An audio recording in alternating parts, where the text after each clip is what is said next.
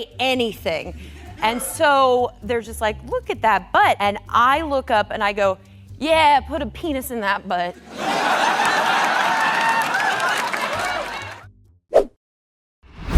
There are moments that normal people can simply pretend never happened. But for Hollywood celebrities, everything usually gets captured from multiple camera angles. From interactions so awkward they freeze on the spot, to situations the internet still talks about years later.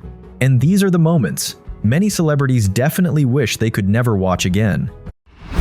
One night, as you do, we were talking about stuff, and I just happened to mention, and of course, being circumcised, I said... They were chatting, they're married, they're allowed. And she said, you're not circumcised. I was seeing my doctor for my annual physical. Of course. So, while he was down there, I said, excuse me, Doc. Oh, by the way, my wife and I had a little disagreement. I am circumcised, aren't I? Because she says I'm not.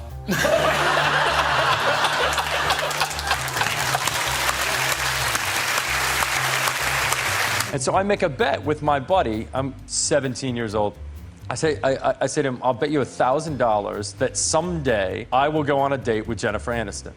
I'm 17 years old in Iowa, and she's like on my screensaver on my computer at this time, right? And so I went to Brad Pitt and I asked him permission to ask his wife out on a date. I said, I made this bet with my buddy. You're a cool guy. You're gonna let this go down, right? And he looks at me, he's like, and I'm like, you're the coolest guy I've ever met in my life, right? And so I asked her, and she turned me down. Not every joke goes according to plan. Ryan Reynolds remembered that for a very long time after this moment. I take a crap load of pictures, but it's the digital age, so it's like, my dad took, hundreds of thousands of photos, but not of us. So he would take about 100,000 photos, and then at night, he would get online on the dial-up and email them to everybody, and you'd have, and I'm not joking here, you'd have like 400 or 500 pictures of in the middle of a dinner once. I grabbed the camera and I went in the bathroom, and I just wanted to see if he would naturally edit these photos at some point. He sent it out? Yeah.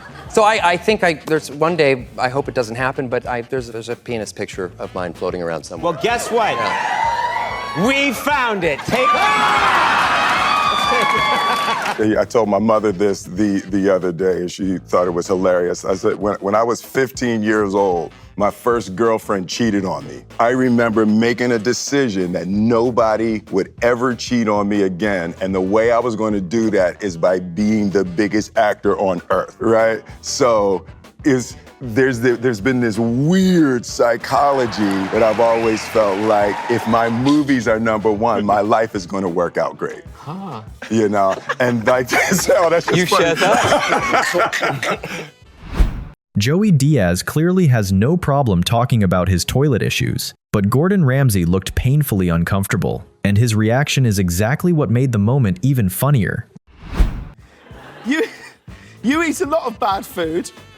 When's the last time you your pants?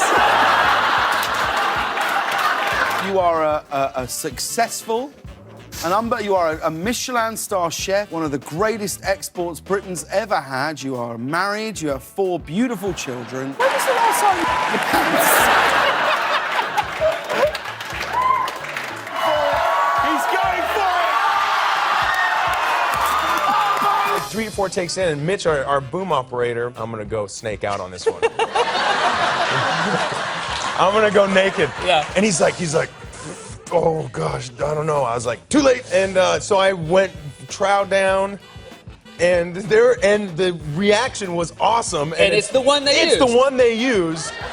So we actually have a clip. Here's the episode of Parks and Rec, God, and this is just method acting at its best. Yeah. Let's see this reaction shot.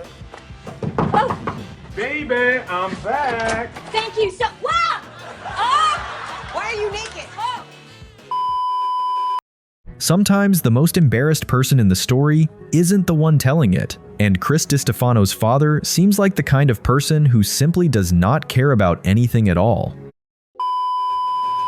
Couldn't care less about anything, and that's good. That's good. I remember one time we saw. I was in a pizzeria with him, and I saw Steven Tyler from Aerosmith. Saw him, and everybody was like, "Oh, you know, that's him." And my dad was like, "I know who that guy is," and I was like, "Yeah, everybody does." He goes, "Yeah, fucking guy." He goes, "I gotta say something to him." I was like, "Dad, please don't say anything to him. Please don't say anything to him." He goes, "I gotta say something to him, Chris. He's napkin blotting the oil off his dad. Don't do it." He goes, "I'm doing it." And he walks up to me, he goes, "Yo, Bon Jovi. Don't napkin block the oil off your pizza, you loser." And he was like, "I'm Steven Tyler." He goes, "You suck." Single and completely ready to date. Jennifer Lawrence was clearly very comfortable with that topic, while Seth Meyers was absolutely not prepared for it. Real? Okay. Yes. And so I had this whole plan, like all week. I was like, he's gonna ask me out. He's totally gonna ask me out. No. And then like later in the week, I was like, oh, I'm gonna ask him out. And so like, it surely created the romance in my head because I'm delusional. Okay. And so I was like, okay, you know what? I'm doing it. And so I'm getting a costume fitting, and I had this whole plan. I was gonna ask you out, and I was like, and I started. Thank God, I talked to the wardrobe lady about it, and I was like, I'm gonna give him my number. And she was like, honey, he's engaged. Was previously nominated in this category for Winter's Bone. Ed Sheeran is clearly not the strongest drinker in Russell Crowe's friend group, so Russell personally decided to teach him a surprisingly useful trick. I just wanted to do it the right way. So here's the jug, full to the top with ice. Take your bottle of Silver Patron and empty the entire contents over the ice. What do you mean? I said, just wait. You got to give it like 10, 15 minutes. Yeah. Put a little bit of passion fruit on top, right? Stir it around, right? Then I take that mixture, pour it over fresh ice, right? Yeah. And a little touch of water. It sounded like a pretty good idea at first, until everything actually started happening. Well, no, I saw him in London recently, you know? And he's like, man, you got me so, like, in so much trouble. And I'm like, what are you talking about? He goes, well, you know, I went to New York and I had to have this dinner with this Rolling Stone guy, this journalist, you know? And he said, so what would you like to drink? And he goes, I'll show you, fruit. But, you know, I'm pouring the tequila, right? The same amount, you know, as you poured, right? And putting the passion fruit on top. And he's drinking it straight. So he's having 4 or 5 ounces of tequila per glass. Yes, you know, last night was pretty good. I feel a bit rough and everything. Kev was like stony-faced. He was like, last night was all right, was it? And he goes, yeah, wasn't it? He goes, you took your shoes off. In the middle of we're in Manhattan, we're in one of those fancy restaurants, and you've taken your shoes and socks off. What's going on with that? And everybody's looking at you. And then you lick that woman's face. But Ed Sheeran definitely isn't the only celebrity with a memorable drunk story, because Andrew Garfield also went through a night he probably still can't forget. He beat me at that, and I heard that you have a Prince story where you once threw up at his house. And does this sound familiar at all? He does a party sometimes at the Golden Globes. Sure. And then so I went out and I got a little bit too happy, and I ended up somehow being back at this, you know, kind of like historic after party that Prince used to throw, and I was very joyful. I was in line to the bathroom and I ended up, you know, praying to the porcelain god for about 5 minutes. Prince, yeah. And then I came out of the bathroom and just so ashamed, walked past 2 of the most beautiful women in the world, knowing that they were about to go and pee. I'm walking backwards, doing my routine, getting closer to the shower, and then I turn around and I go, all right, I'm gonna see Shaq's thing right now. His bodyguard. And his bodyguard is just so strong. And see Shaq's penis. And I apologize and I'm out of here. Please don't tell Shaq this happened. So I see Shaq later on the set, and I was like, I guarantee that guy ratted me out. So I said, sorry about that before with your security guard. And he goes, I don't got a security guard, that was my dick. Confidence is always great, until it shows up at exactly the wrong moment. Matthew McConaughey learned that lesson in front of a lot of people. Well, obviously, I get a little bit nervous because the PA walks by and says, you want to check out the sides? And I say, yeah, let me see the sides. I grab the sides. I'm on my mark. We're about to say action. I have a peek. 1 page, 2 pages, 3 page, 4 page. Monologue. My guy. In Spanish. Can I get 12 minutes? Thinking that 12 minutes was not long enough to be an inconvenience to the crew, but maybe long enough to go learn a 4-page monologue in Spanish because, hey, I took a semester of Spanish in the 11th grade.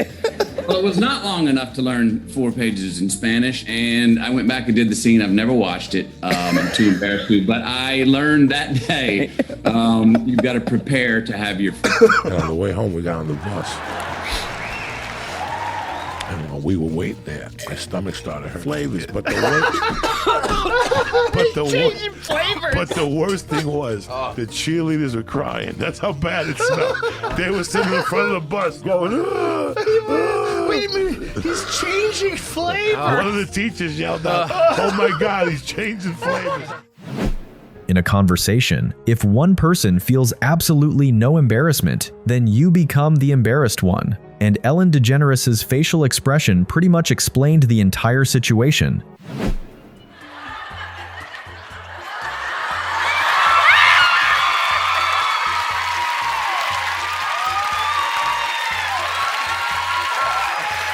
my God, I'm so glad I'm here today. Wow. Martha. Do you know what that is? I have used technology for a lot longer than you have. Oh, all right. A few moments later. Never have I ever been in handcuffs.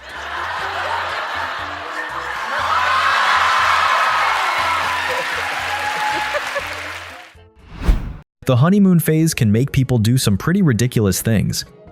Bryan Cranston definitely understands that. After an experience he probably never wants to repeat a second time. In Europe for a honeymoon, and one of the parts of the trip was to go from Switzerland to Italy, and instead of going over the Alps, they said, take the train, and we're going to be in a car. And the travel agent said, by the way, the third tunnel is 50 minutes long. I said, capiche.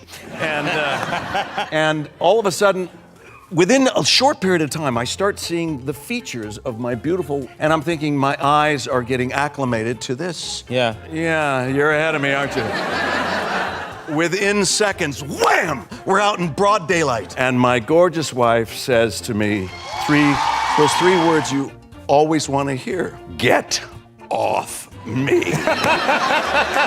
There's some weird stuff out there. Do you know these fish in the Amazon that now everyone's saying to me, you've seen the Amazon? That's amazing. Well, how come the stuff that lives in it doesn't want to live in it? They'd rather live in my knob than live in the river. So you're telling me that I'm meant to be lucky? That's what I'm saying. Nowhere's safe. I think his family will be there going, what's he brought last time? He brought some great presents, some fags and some spuds. What's he got now? He'd go, there's nothing. I've got your fridge magnet. Bathroom accidents are already bad enough, but what happened to Greg Davies was somehow even worse than people expected. When I was teaching, which is what this show is based on, I went home one weekend, and I was in my 30s. I was probably 33 years of age. I went home to see my mother, and then I went back, and while I was at home, my mother did my washing for me, because I went into school, and it was a school in Slough, and I was really hungover. I went there, and about break time, I felt really uncomfortable. I thought, something's not right, you know? So I went to the toilet, and I pulled my trousers down, and some of my mother's knickers had got mixed up in the wash she'd done. And I was wearing my mother's, oh, God, no. Oh, I remember going, oh, you loser, this is such a low point, you fucking loser. A few moments later. And I went back into the classroom, and I saw one of the hearing impaired kids just looking at me like this. And that's when I remembered I had a microphone directly. When you're high, losing track of time is pretty normal, but Seth Rogen somehow went even further than that. He completely forgot what country he was in. 18, I went to Amsterdam with a friend, and we decided we were going to do a bunch of mushrooms, because that sounded fun. But in Amsterdam, they were wet, like fresh mushrooms, like you'd put in a salad. And so the weight was all off. And so we bought 60 grams of weight. And so I remember we ate them, and then we had a plan, which you need, which is was to go to the grocery store and buy picnic supplies, and then go to the park and have a picnic. And then I went to find, and we left the picnic, and then we went to the train station while still like fully tripping on mushrooms, and we bought tickets to Paris, because that was close. And we went to Paris, and we arrived in Paris in the middle of the night as we were kind of sobering. And I remember thinking, like, I did so many drugs, I wound up in another country.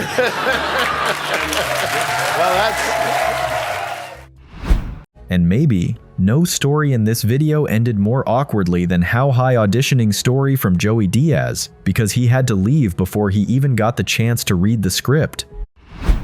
You know why? Because I went into the audition, I had no underwear on. And there was you see these things that pop out of chairs? Yeah. The side things, the way you the armrest. Right. And she goes, get up to read. When I got up to read, pants from the came scene, down. the fucking thing got caught in the hole in my pants and my dick came out.